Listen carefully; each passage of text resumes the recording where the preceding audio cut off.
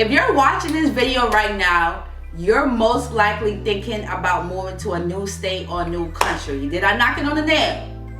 I did. Okay, thank you.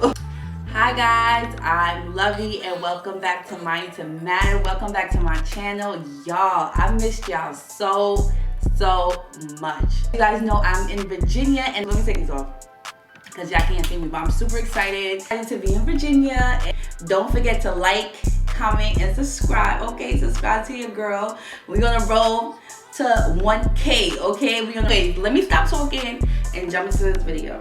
Okay, so how to move to a new state. So before we even jump into the video, before we even start talking about the tips, I really want y'all to think about, kind of weigh out your options and decide what you think is best for you. Is it best for you to stay where you at right now, or is it best for you to move? Like for me personally, in my situation, better for me overall for me to just move. Like the cost of living, you get stupid parking tickets because the cops is always fiending. Hate that. I don't know, I just wanted like something different. Like it was a lot going on. I wanted to go somewhere where I could just like focus on my business. You know what I'm saying? Here's how you move to a new state. Here's the process. So tip number one, you want to look for a job. If you are not self-employed and making at least $5,000 a month, I would tell you to look for a new job before if you have a business, or whatever situation that, if you're unemployed, whatever your situation may be, just make sure that you have a job lined up before you move to a new state. So tip number one is to find a job, right? You can check Indeed.com. Indeed is great. They have a lot of, like when I tell y'all, they have a lot of jobs, and it's literally always updated 24 hours a day. So you can check Indeed.com for jobs. You can check temp agencies. So you could put in on Google temp agencies and the place that you want to live at. So that's one you can do. Check I'm fucking up my words. You can check temp agencies, and then number three, you can also check idealist.com. Idealist.com, it's like I got a wedgie. God damn. What the fuck? Check idealist.com. They have a lot of what the fuck? Check idealist.com. They have a lot of non-profit jobs that you guys can apply for. Wherever you're deciding that you want to move to, if you know any family members or any friends or anybody that you might know, you might be able to ask them, certain places that they know that are hiring, hook you up with a job or whatever the situation may be. All right, so tip number two. When you're moving to a new state, of course, you want to make sure that you got your apartment lined up. You want to make sure you got somewhere to stay. You want to make sure you got somewhere to move. Listen, this is a judgment-free zone. If you got to stay with a family member, if that family member is going to let you stay for a little bit until you get on your feet, and then, until you get a job, cool, you could do that. If you're going to stay with a friend, cool, do that, but don't let it be something that's permanent. Literally let it be something that's temporary. Number three, you want to search yourself. If it's possible, if you can, you want to search yourself for apartments. You want to check on Google, and you want to look at legit websites that you can find apartments. I know I search apartments.com. I love apartments.com. It was cool. I checked Zillow. I checked Trulia. It's a lot of places that you guys can, I'm sorry, it's like hair all over me. But it's a lot of places that you guys can check out. So definitely use Google and be careful. Make sure you read the reviews or the place that you're interested in.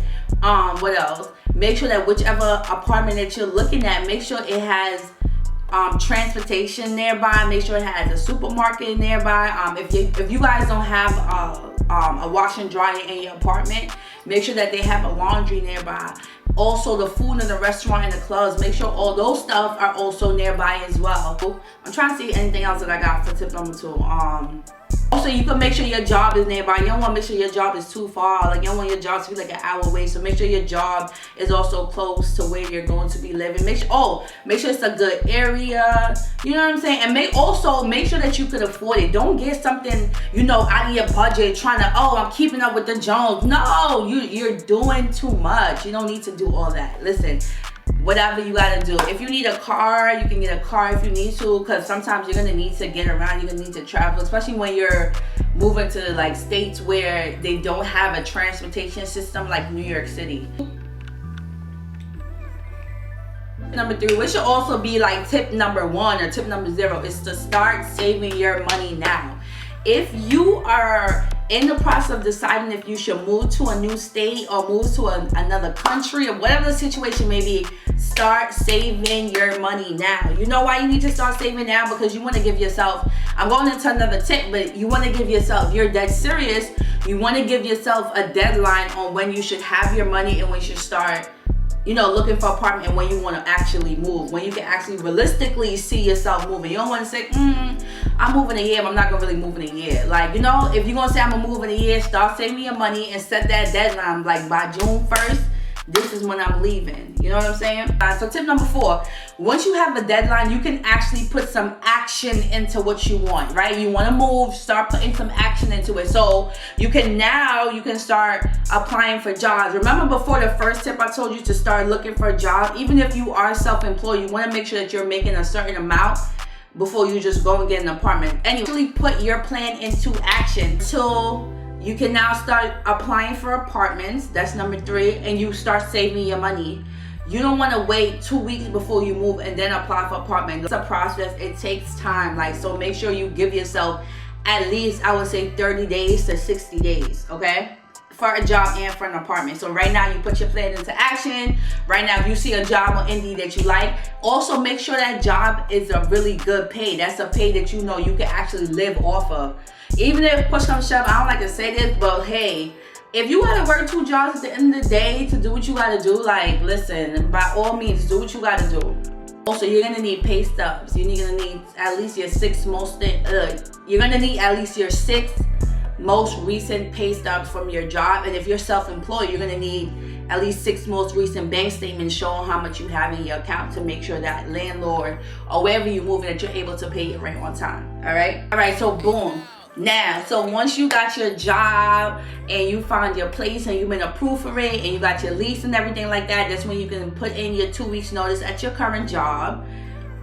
Or you can start letting your family and friends know. Of course, if you're working, put in your 2 weeks notice. Don't just burn that bridge and leave like that, because you never know if a couple years down the line you may want to go back, or you never know. You just don't want to burn that bridge, because you never know when you can run into, you know, that type of people or that individual or that organization again, or that agency, that company, or whatever it may be. Number 6, at this time, you should have at least half of your money, or not half, but majority of your money saved up already, ready to move. Regardless of the day that you're moving, you should still have your money ready to go. So make sure you have your cash, your bread, you have put your money in your savings account, your shoebox, whatever. Just make sure you have enough, and make sure you calculate all that, like the cost for you to move into your apartment, security deposit, like transportation to get there, if you gotta take a plane, if you gotta purchase a car. Like, you might end up thinking you want to spend $1,000 or like maybe $3,000, and you end up spending almost $10,000. You know what I'm saying? And then you gotta get furniture and all that shit. So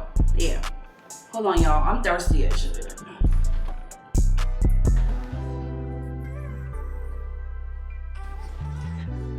I'm back, babies.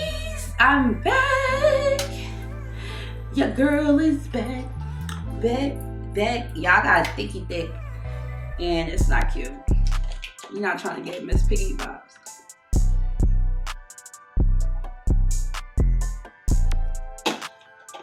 Damn. Listen, a bitch throat was dry. It was dry. Okay. Then, okay, so tip number 7, you need to decide how you're getting to that new state. So you need to decide if you're gonna drive, if you're gonna fly, if you're gonna take the bus. And if you're gonna drive, you know, you need to decide what you're taking with you. If you're gonna get new clothes, you're gonna throw some stuff away. Some stuff, most likely, you'll end up keeping. Majority of stuff, you're gonna probably end up keeping. But some stuff, at least 10% of your shit, you're gonna end up throwing away, because that's what your girl over here had to do. I had to throw away a whole damn AC. Not the whole damn AC. Yes, the whole damn AC. Tip number 8, make sure you budget. So by the time you get to wherever you're going to, whatever state, whatever country you're going to, make sure you have enough, not only for your apartment, but make sure you have enough to at least get some basic furniture and at least get some food. And if you can't get furniture because you gotta save up for rent and that's coming up again, well, at least make sure you have enough for the next month rent. Listen, make sure you have enough for at least 6 months rent. If you can't, I understand, at least another month rent, make sure that you have that. And then number 2, make sure you have enough to get some food, because you're gonna need some food. Because buying out every time, it's not cute. It's not cute, y'all. So tip number 9, which is the final tip, is to once you get to where you going to, is to just explore the tip. Make sure you like, comment, and subscribe.